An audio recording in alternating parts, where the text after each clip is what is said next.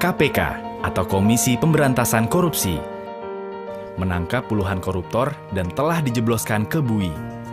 Mereka rata-rata bukan orang sembarangan, ada gubernur, anggota DPR, bupati, bahkan menteri. Dalam menindak korupsi, KPK fokus pada apa yang disebut big fish, pelaku korupsi kelas kakap, tindak korupsi yang merugikan negara dalam jumlah tak terkira, atau dampaknya sangat menyengsarakan masyarakat.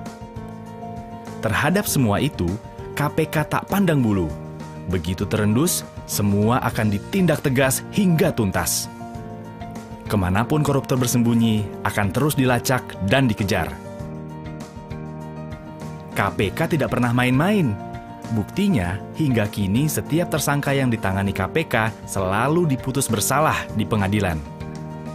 Selain untuk mengembalikan sebanyak mungkin duit negara yang sudah dikemplang, itu semua dilakukan untuk menimbulkan efek jera.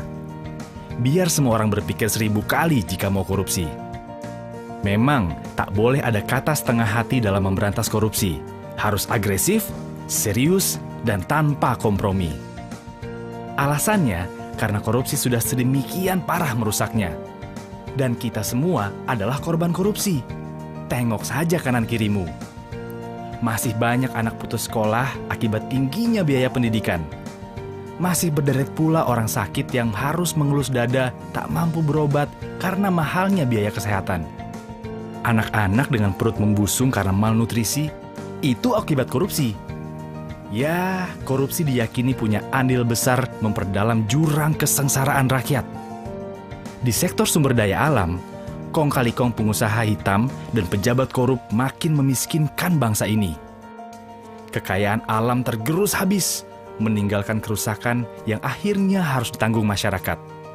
Sektor pangan tak luput dari jarahan para koruptor, membuat ketahanan pangan di negeri yang subur ini melemah. Petani tak berkutik karena tanah pertanian mereka dialihfungsikan menjadi perkebunan atau bahkan perumahan mewah. Sebenarnya usaha memberantas korupsi bukan barang baru.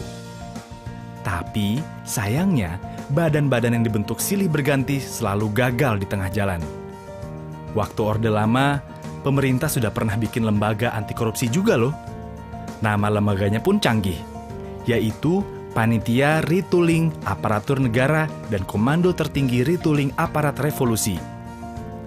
Di zaman Orde Baru, ada tim pemberantasan korupsi, Komisi 4 yang dipimpin Bung Hatta, tokoh proklamator yang dikenal jujur dan berintegritas tinggi, dan juga operasi penertiban atau OPSTIP. Semua lembaga itu tak berumur panjang. Ada saja hambatan yang membuat badan-badan itu akhirnya KO di tengah jalan. Pemberantasan korupsi yang dilakukan dengan cara konvensional ternyata nggak ampuh dan mengalami banyak hambatan.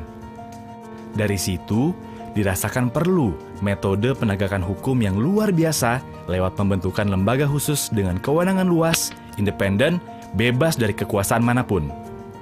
Dari sinilah KPK lahir dengan mandat khusus untuk melakukan pemberantasan korupsi. Dengan sejumlah kewenangan yang dimiliki, KPK diamanatkan untuk menuntaskan 5 tugas besar, yaitu melakukan koordinasi, supervisi, monitor, penindakan, dan pencegahan. Satu hal yang ditekankan pada pendirian KPK adalah KPK didesain untuk menjadi pemicu dan pemberdayaan dari institusi pemberantasan korupsi yang telah ada. Istilah kerennya, trigger mechanism. Korupsi tidak bisa dibasmi cuma dengan menangkapi para koruptor. Oleh sebab itu, KPK juga menggarap serius usaha-usaha untuk mencegah korupsi selain upaya penindakan. Bekerja sama dengan banyak institusi, KPK coba mendorong tertutupnya segala lubang kesempatan korupsi. Sudah banyak sekali sistem administrasi dan layanan publik yang dikaji oleh KPK untuk diperbaiki saat ditemukan kelemahan. Jika sistemnya sudah baik, maka dipercaya akan semakin sulitlah celah orang untuk berbuat korup. Kesempatan korupsi juga ditutup melalui transparansi para pejabat negara. Di antaranya dengan kewajiban pelaporan kekayaan milik pejabat dan pelaporan hadiah-hadiah yang diterima oleh pejabat atau yang terkenal dengan istilah gratifikasi. Sehingga korupsi bisa dideteksi dan dicegah sejak awal. Cara lainnya adalah dengan mengikis niat untuk korupsi. KPK mulai coba menanamkan karakter-karakter anti korupsi sejak usia dini. Hingga nantinya diharapkan akan terbangun generasi yang bebas dari korupsi.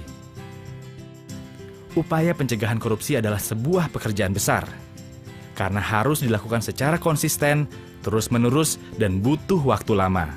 Namun, ini adalah investasi masa depan untuk mewujudkan Indonesia yang lebih baik.